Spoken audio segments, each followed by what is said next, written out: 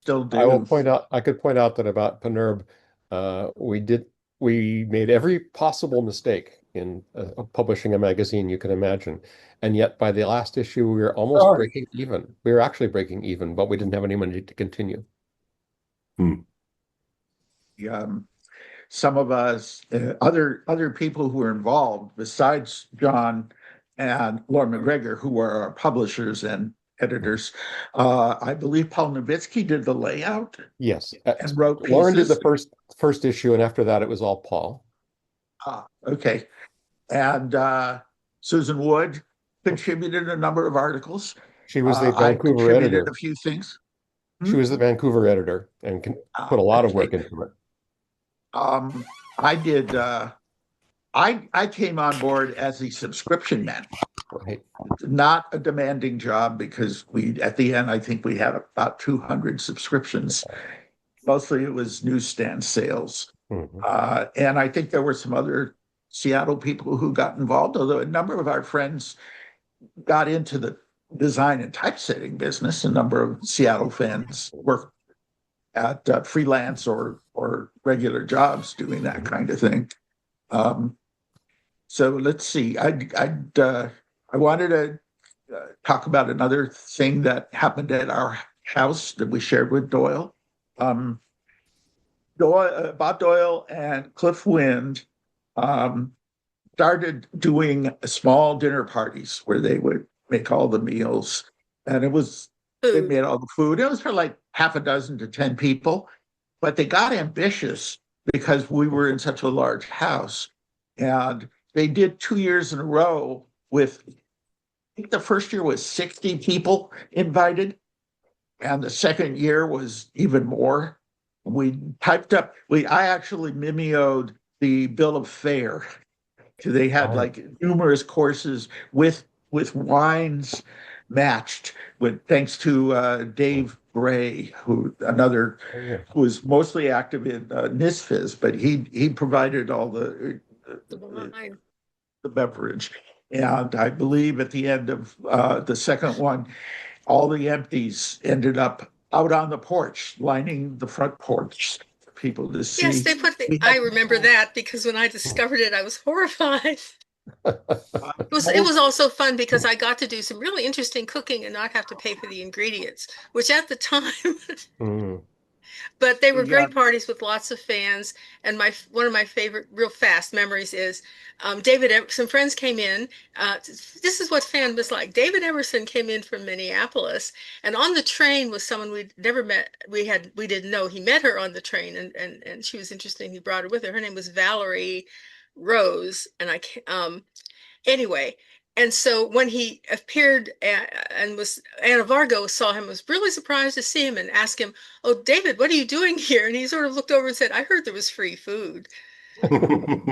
But anyway, that's just a little minor kind of Mhm. Seattle thing. But it was part of the whole. At any given time in that house, especially on Sundays, we might have a bunch of folks over doing like a potluck dinner or just and stuff. And I kind of miss those days. we But had our we got married at that house. Mhm. Um, well, actually, we got married in front of that house. on the Did it on porch. the we did it. We stood on the porch while our attendees were all sitting in chairs on the lawn Mhm. facing us. And the woman who was our officiant Oh, was that woman Valerie. that Dave Emerson met on the train. You're right. Everything Apparently, connects. yeah, everything connects. That was the and Bob, who was a good cook, um, but Oh, had a little problem with the cake. He made the cake for us, and it was a custard filled white cake with was supposed to be white chocolate swirls as the frosting, curlicues. but he couldn't make the swirls, so he took all of the white chocolate and just poured it over the cake. And when it came time for us to cut it, that that Half an inch frosting of was so solid that we couldn't cut it. We couldn't cut. We had to put our full force on the knife, and it sank into the cake, and the whole top collapsed into the cake, the custard, and it ended up being served with a spoon. Hmm. And yeah, You that's enough of couldn't do that. it in slices. Oh, and then there was the Patrick and Teresa, as I mentioned earlier, Patrick and Teresa Nielsen Hayden. Uh, they had met in 78 at the Worldcon, or before the Worldcon, Or the because they Worldcon, they both, were running it. yeah, one of them lived already in the Phoenix area, and the other one moved to Phoenix to be part of the committee for the Worldcon that year. And they ended up, Patrick and Teresa ended up getting married because of meeting at that Worldcon. And they moved to Seattle and started publishing fanzines and pulling people into their orbit, like Alan Bostic Kate and Lucy Schaefer followed Hunsinger. them. Hmm? Kate Yes. Schaefer followed them up from Phoenix and has never left Seattle. Right. Anyway, we So should get one of off my this track, I memories is think, a walking little. around downtown Seattle and teasing Teresa by making her laugh, at which point she would fall over. Her narcolepsy, one of the symptoms of her narcolepsy was that a sudden emotion, Laughter. like laughter, if laughter would make her collapse. So You we know, used the to way you Tell a said joke, that, catch Jerry, I thought Teresa's. that you had One at a said, time. I thought you'd said knockerlepsy, which is, you fall asleep when someone shows you their breasts, right? Oh, really? Oh, sorry, Anyway, can we get cold. back on track? If people look in the chat, there's other names of Seattle writers, Of course there are. Oh especially yeah. from the Yes, there's been time. a lot of them. But there's also her activity burning our Christmas tree Okay, yeah, Jerry, back when we that's, had yeah. real Christmas trees. Let's get back And to general Seattle fandom. yeah, and she's put that up the chimney, the whole tree, which led to giant flames leaping out of the fireplace. Right. Oh, We had a period in Seattle fandom during my residency here when we had a lot of pyrotechnic displays. Luke McGough, who now lives in Madison, was here attending what, Clown and Fire College for a while. He was like working with a group of people who did pyrotechnics and circus acts and things like that. And so we had very interesting 4th of Julys for a number of years because Luke would always bring a crate full of explosive devices, which were purchased at the Indian reservation, I believe. And he burned a big hole in my lawn one year. It took 2 or 3 years to recover. So yeah, I mean, another one of the charming things about Seattle fandom is that we have had a variety of eccentric pastimes over the years. I mean, Luke was also involved in the group that was bowling for a while. When I began publishing Apparatchik, we were bowling every Wednesday night, and so I began doing the fanzine so that I had something to bring to bowling. And then I began making the other bowlers help me fold it up and put it in the envelopes to send out. And so, everything seems to come back to fanzines, at least when we're involved. yes, the pyrotechnics included one of John's old housemates, Mike Acker, who used to design pyrotechnic sculptures. And when you guys would, a group of you would go out to the coast. Yes, on 4th of July, so we weren't there for anything here. But a bunch of old friends of his and Patty's would go out to Grayland on the coast. Mike particularly and Phil Atney. I mean, you don't know them; they're not fans, but they made, as you said, pyrotechnic sculptures. They're quite amazing stuff. I should also point out, just as a footnote, that back in the previous century, we used to host a New Year's party, which was usually quite large, and I would make a point of inviting people that were not just fans and try to mix the communities. Jerry, you were often the only person in the fannish community that would go and talk to the other people. It never quite worked perfectly because our other friends were from different groups, not one group, whereas fans all knew each other. But we like to encourage that. I remember we would always invite the Busbys and they'd say, it's really nice. Thank you for inviting us. We don't want to go out and drive around on New Year's Eve, but it's nice to know that if we did, we'd have somewhere to go. That's why Carrie and I have hosted the New Year's Eve party for, well, ever since we moved into our house, because we don't want to have to go anywhere. Right. So I feel like cleaning up the house and having one come over is a small price to pay to be home and safe on New Year's Eve. So, and almost no one has ever stayed. I'm always struck by that Seattle fandom generally retains the ability to drive home, whether they should or not. And occasionally there was one party where it went quite late, almost dawn, and we had gone to bed when we heard a carload of people coming back to the party and knocking on the door. We just ignored that. All right. Well, did Gordon ever make it back in? Did he finally just give up? He's not here. Anyway, well, that's unfortunate. Yeah. We've been droning on for a little over an hour. And I think, Jerry, do you think it would be a good time to open the floor to questions? And questions, comments, the people's own anecdotes. Yeah, I think that would be good. Let's do it. Is somebody watching the chat to see if there have been any questions that need to be addressed? Ed Vick just pointed out a minute ago that Art Widner and his beautiful art car were a big thing here for 20 years. That Art became kind of a adopted mascot of Seattle fandom because he came up here at the end of the summer every year. Yeah, his 90th birthday party here at a Norwest Con. I think Marcy, was the instigator of that. Marcy Malinovich. Yeah, I see a hand from SM Pop. Go ahead and speak. Is your mic on? We're not hearing you.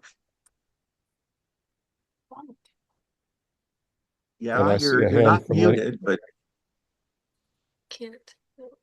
I see a hand from Lenny Bayless.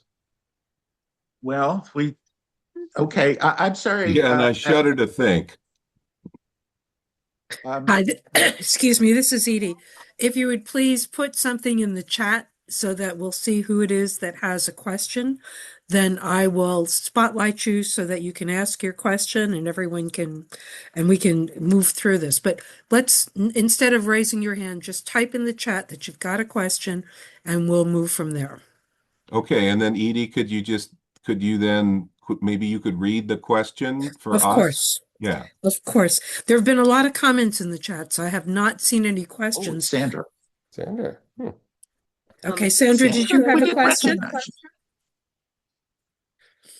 Go for it. Gosh, I will say that SM Cop is Sandra Miesel, and I did not recognize you. I can see you, but I did not recognize you, and we still can't hear you.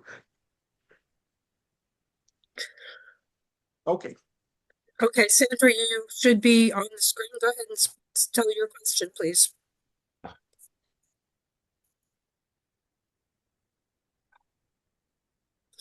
We really have to go on to someone else. Excuse me. Okay. Eleanor Busby was famous for her batter bread.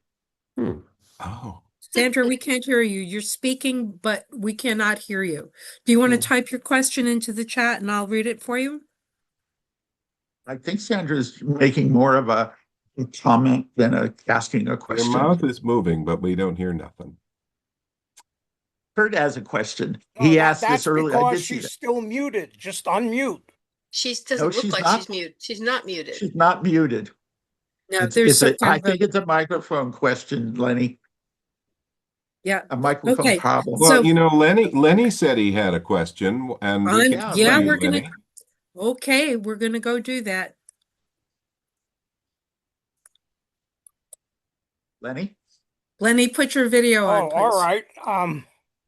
I may have misunderstood when Andy was talking about SAPs, but it sounded like he said after Blotto Otto that Burnett Toschi ran SAPs up until the year 2025. So I know that's not correct, but I may have misheard.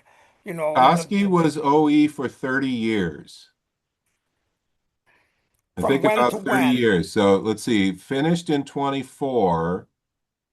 And I think No, he before took that. over about 94. So that's 30 years.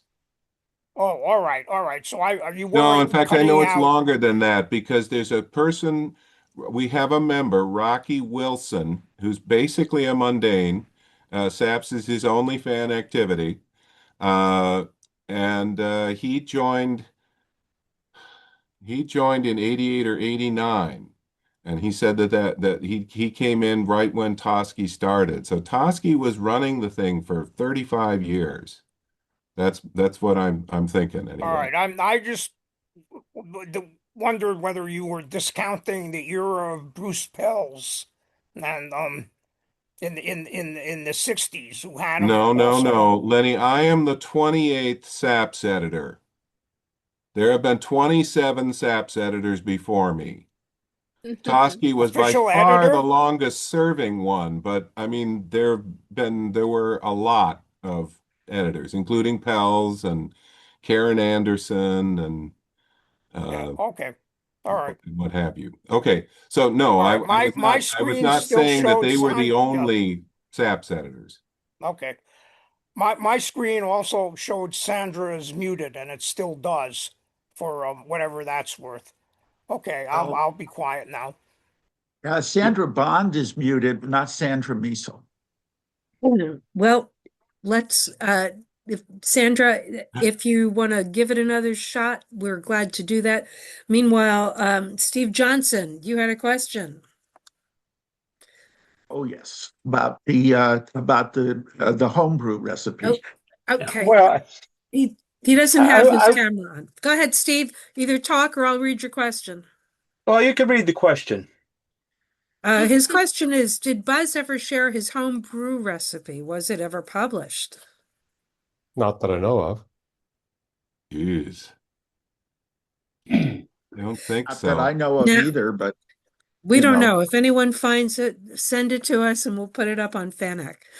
I mean, there's many Thank you. places he could have put it if he did publish it, including SAP's, private appas.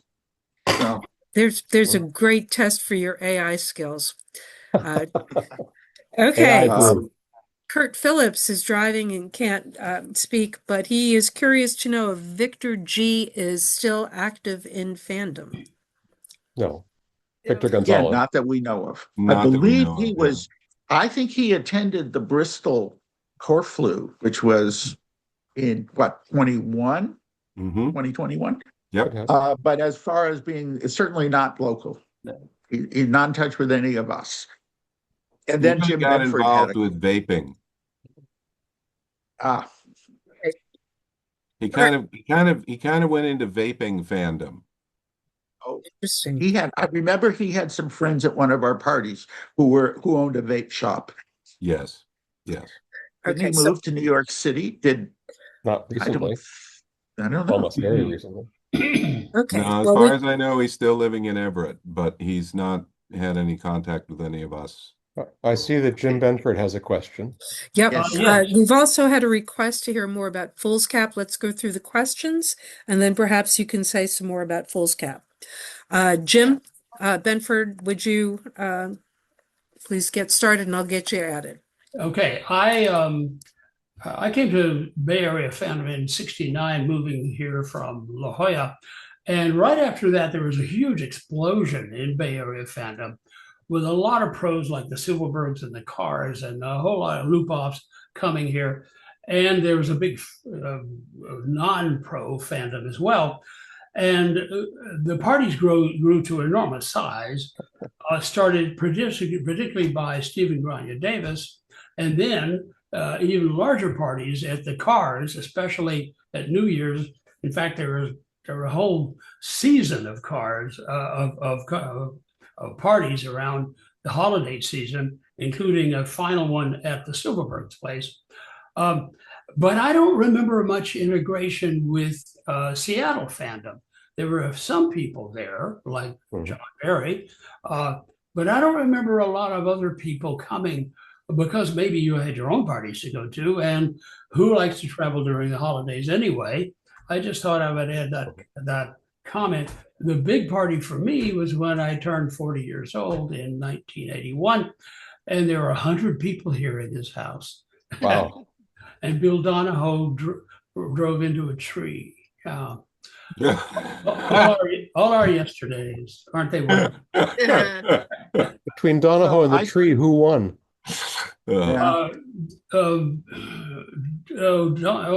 Donahoe was on Game Out all right. The loser was the car. Actually, Right. the car got damaged and the tree grew back. Well, There was a kind of I a- certainly visited the Bay Area in the later 70s a number of times, and we became friends with people like Debbie Knock and Alan Bostic. Yeah. The fans who met in San Francisco at it's called Travelers Lounge. The Rich Code and Stacy Scott and Gary Mattingly. Alan Baum and Donia White. Yeah. Jay Kinney. Doug Font. Jay Kinney, So those are the people. Yeah. Although Lucy. Yeah. I Well, was at the Lucy's a party Seattle fan. in '76 when I was there. I stayed with Charlie and Dina, and there was a party there Yes. that they They held met. while I was there. I have photos of Silverberg and somebody else dueling with. Well, I think it was Charlie dueling with Hugo's rockets. So. Yeah, but no, I don't think too many people go down from here to the Bay Area for those parties like Alan and Donia's in the summer. Okay, so now we want to, Always Janice. intense. I wanted to certainly talk about- echo the phenomenon that Jim was talking about, how it seemed like the center of gravity of fandom shifted to the West Coast rather dramatically in the late I 70s. see. Yes. Okay, And I can one of the things that happened was there was a very memorable WesterCon in Vancouver, 77. Yes. and arguably Corflu grew out of that. Just the conversations that started at that convention, talking about, how could we have a con that was about the things we would like a con to be about. And so I know that when I got here, there was definitely this a sort of shared, funky, creative rubber stamp legion Oh, that stretched from Seattle to San Francisco and beyond. But I think it was more expressed like at cons, like going to cons in the Bay Area, or people from the Bay Area coming to cons up here, than necessarily going to parties as much. All right. Thank you. yeah, I saw a question flash by from Spike about that VCon, that WesterCon. Was Franskine the chair? Maybe. We don't remember. I see John doesn't suspect remember either. strongly. Anyway, Yeah. let's go back. Was it like the Let's go back 78? to Let's see if Sandra can get on and ask her question now, okay, okay? but I still Janice wanted to talk about foolscap. So okay. Yeah, we'll definitely do Sandra. that, but let's see if we can get this to work. Sandra, would you please ask your question?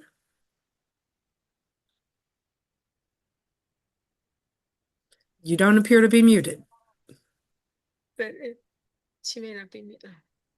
We're also still not hearing you. Say something so we can tell if your mic's working. Nope, not working. Go down real So quick. sorry. Yeah, Under- yes, Sandra, SM Cop is who we're talking to, and you're Sandra, and we're not hearing you. All right, we'll give you I one didn't try. recognize you because you look more like Bijo Trimble. Yeah, go down where it says audio she can hear. That's a good test. Right. Go and she down can by hear the us audio. clearly. Right.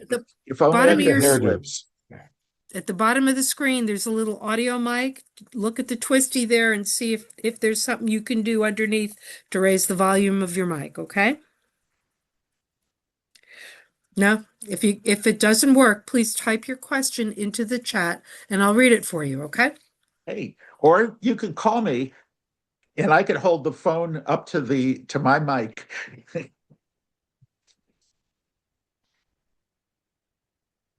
Ellen Busby's bread recipe has been published. Okay. Okay, very good.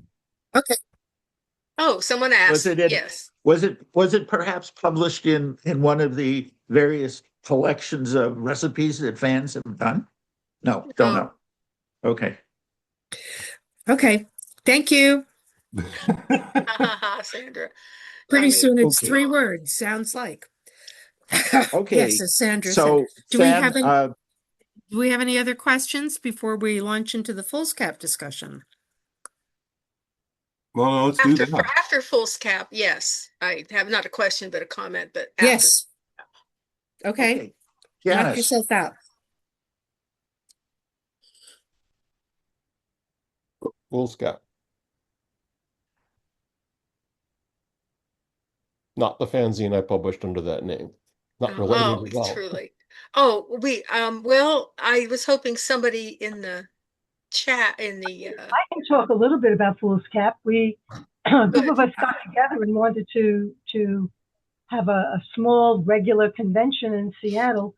We had Potlatch, but Potlatch was moved around, and we wanted a dedicated small convention in Seattle.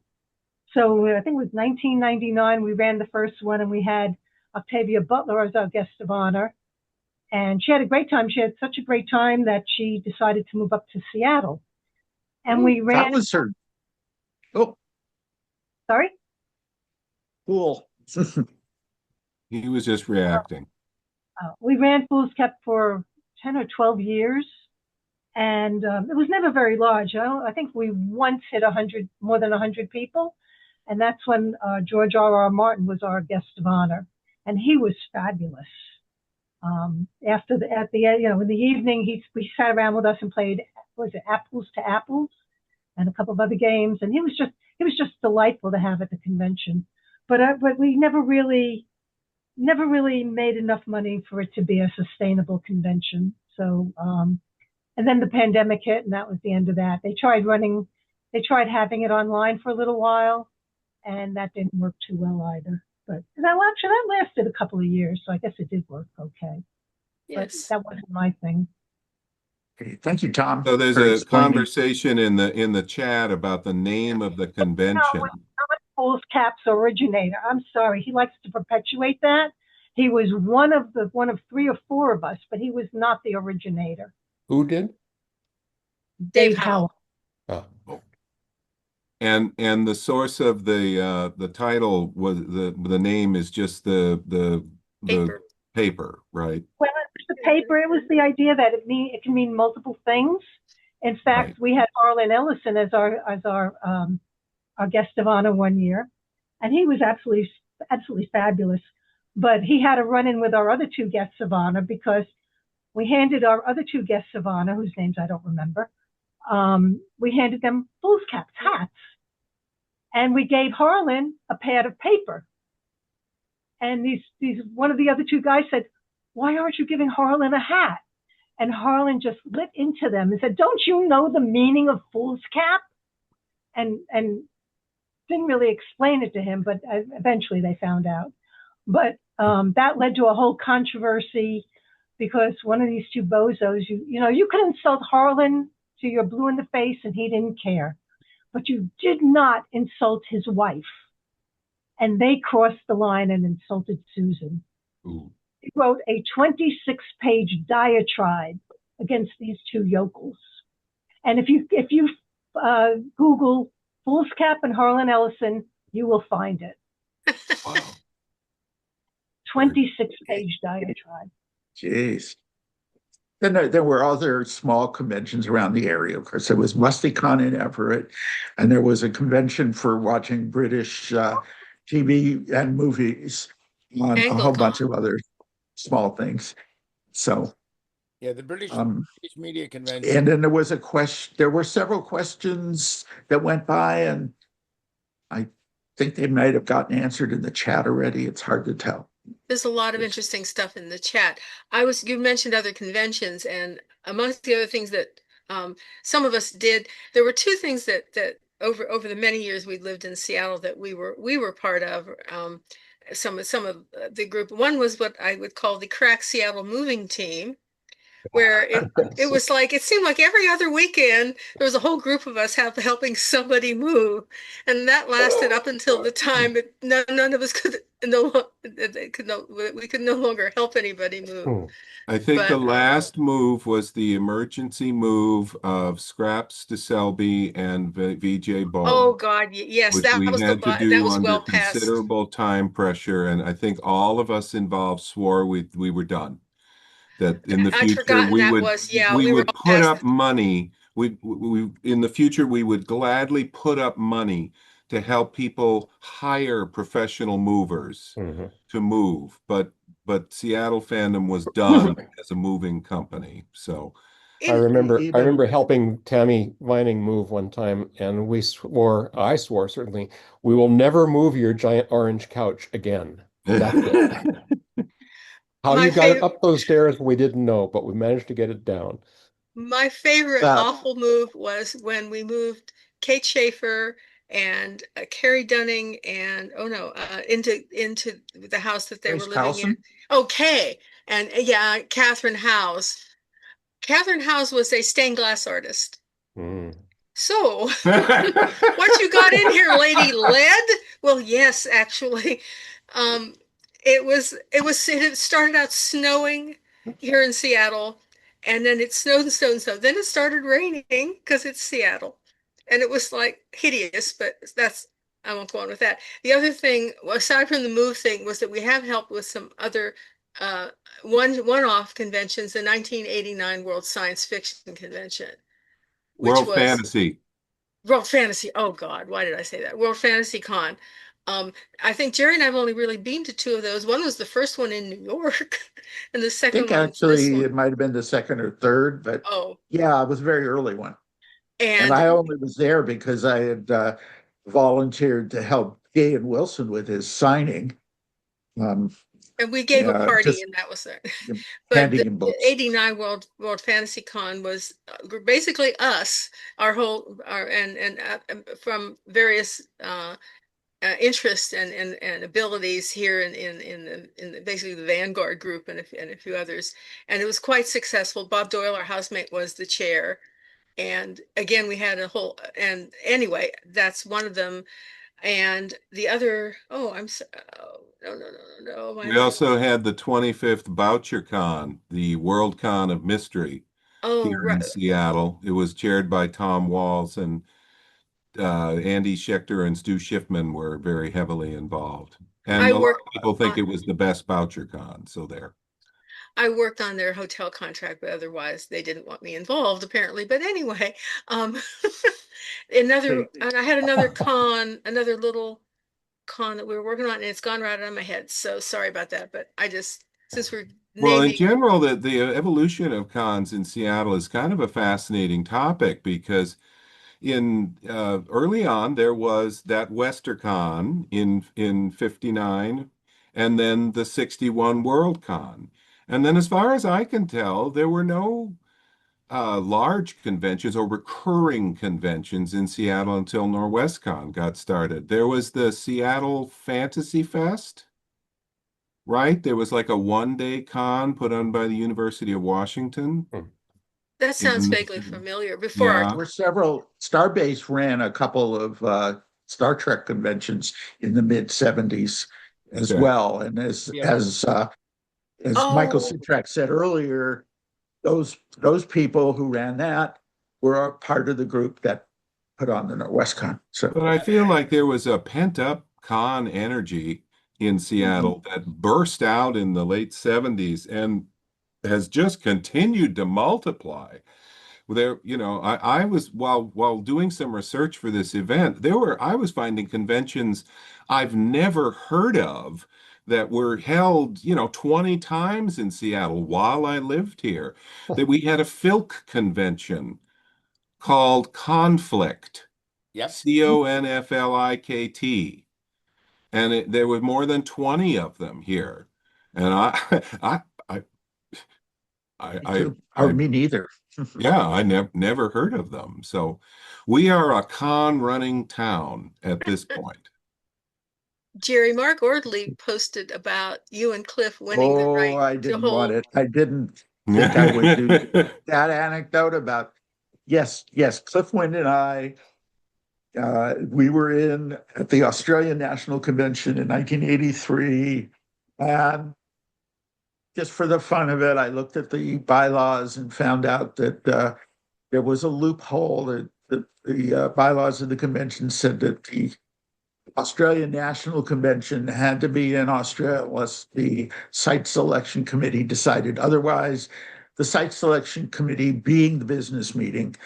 And I believe that that loophole was just in there in case somebody wanted to do a convention in New Zealand or somewhere else in the general Southwest Pacific region. But no. Okay. Janice is with us. Good. I was afraid you had dropped out, Janice. But I'm not going to go into the whole anecdote on this. We're going to do a panel discussion of famous bizarre events at conventions. Here's a bizarre event at a convention, actually, that maybe somebody in the chat can do, which is about the what was it, a ton of nuts and berries as a membership payment. I cannot remember. This has to do with Norwestcon, and it's in the Great Yes, Bennett era. It's documented. Well, there it is. 2,000 pounds of nuts and berries from Yep. Michael Yeah. Henskell. Yes.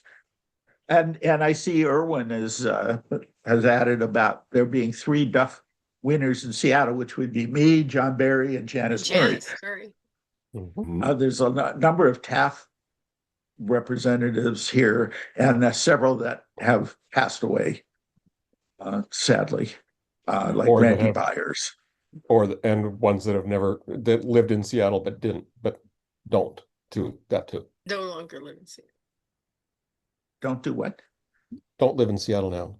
Another Don't live way in of Seattle now. telling the Yeah. story of Seattle fandom would be to point out the houses where the most parties and get-togethers were held at any given time in Fannish history. I mean, you just mentioned Randy Byers. Dennis Howard and Randy Byers' house was, we were there probably 3 to 4 times a year for a large party, and then when I started collaborating with Randy on fanzines, I was over there an awful lot more. But I think that if somebody wants to write the history of Seattle fandom, I think, making a list of the great houses. I mean, your house, John, you retired from the party business, but I mean, that was after long service.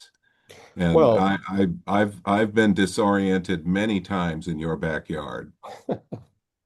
Well, after we came back from New York and San Francisco, we didn't go back to doing New Year's parties, but we did often host one of the Clarion West parties, which would be in summertime, so you could be in the backyard and so on.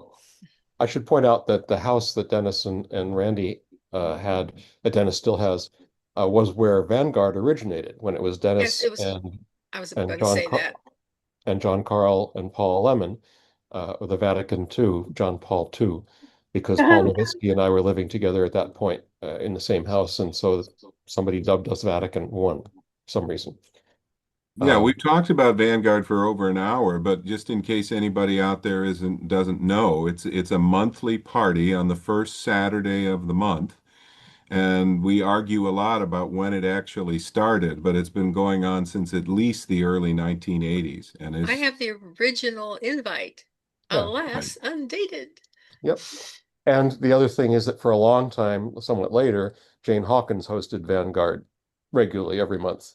Jane and Vonda, because they had a double house, and so it was at Jane's, but then it moved up to Vonda's, and that's not one of the great houses in which they hosted it for years and years and years. Yeah, until Jane was one of one of the moving characters of Seattle fandom, even though she didn't publish a fanzine, but socially, absolutely at the heart.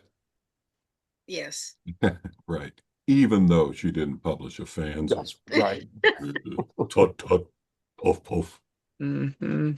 This talk could have 4 or 5 completely different people who could talk about niches and Star Trek fandom and British TV show fandom and Comics. lots of others. Comics is And so important to Seattle. comics.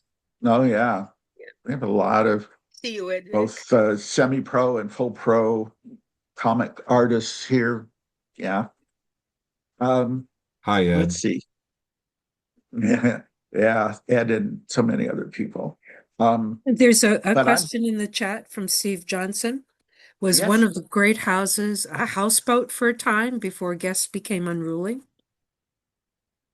No. Or maybe, but not to, we don't know who that would be. John, Steve, if you have a specific person in mind, you know, you should tell us. The only person I know of who lived on a houseboat for sure was Carrie Dunning. And Oh, Was far too small for parties. the Whitmore Broxtons, says but I, that the Broxtons did too. Ah, okay. but I don't remember them having parties there. Okay, we also have a question from Jerry Sullivan.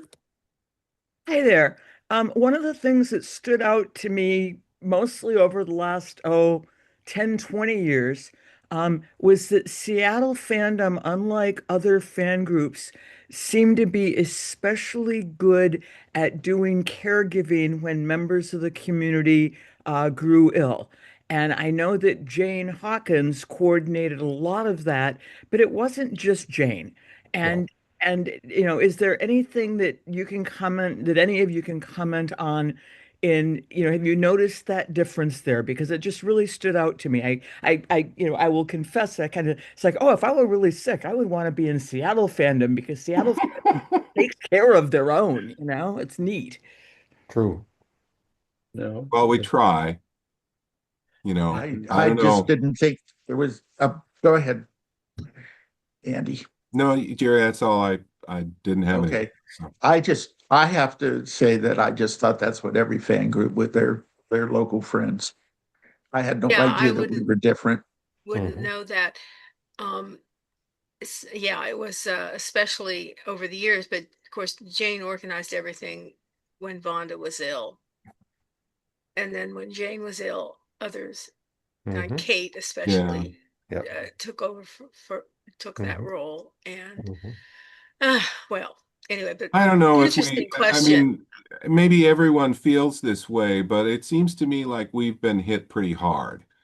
That we've lost a lot of members that were important to us and people that were our close friends and that we did a lot of things with. And maybe every fan group is going through that. I assume that they are. But I feel like maybe we just, some of the people we love the most left us a lot sooner than we would like. And, we have a memorial bench that was originally put together for the last London Worldcon. And this last year, we wanted to update the plaques, and I had to buy 5 plaques to cover all the names that we had to add. So I guess maybe we have a lot of practice, Jerry. And why do so many fans get brain cancer? This is a puzzle which fandom throughout might fandom, and address. We think We However, think too much. anyone Old have friends of ours in New York too, among other I'll tell you what a places. fabulous place Seattle is. We've been sitting here for an hour and a half. I mean, with John Singer. John Singer lived here for a long period of time, went bowling with me, and we haven't mentioned his name once. I mean, it's such a fabulous parade of wonder that we can't even get to John Singer. So, And he and I once shared an office at Microsoft. there you go. Right. So we're so There. replete with fabulous characters that John Singer seems That we completely normal. inadvertently left John out. Oh my God. We haven't even talked about Robert, who bites the heads off chocolate bunnies. Bunnies, but, you know, that wasn't. Yes. Let's pass on. Let's pass that one, please. All right. Okay. Anything We missed so many things. Are we done? Oh, We have I'll tell for We can't be Steve done. Johnson. I want to say that that Jane also did homebrew, and she named her beer production company, you know, such as it was, Pinball, after her cat. Right. She made the beer for our first Corflu in '88. That's right. I'm Wow. sorry I missed it. That Mm. as all of the other Corflus that. No. So, do we have any other questions? If you have a question, please type question in the chat. Or we can just go to No other questions, just right? go to the free for all. The old So, okay. I think we're out of questions. Oh. So, do you guys have some final comments before we turn off the recording? Nope. No? No. Well, thank you all We have very other- much. Go ahead. I'm just so sorry that Gordon's equipment failed at the last Oh yeah, minute. we were. Thank you very Yeah. much. And this concludes our session on Seattle fandom.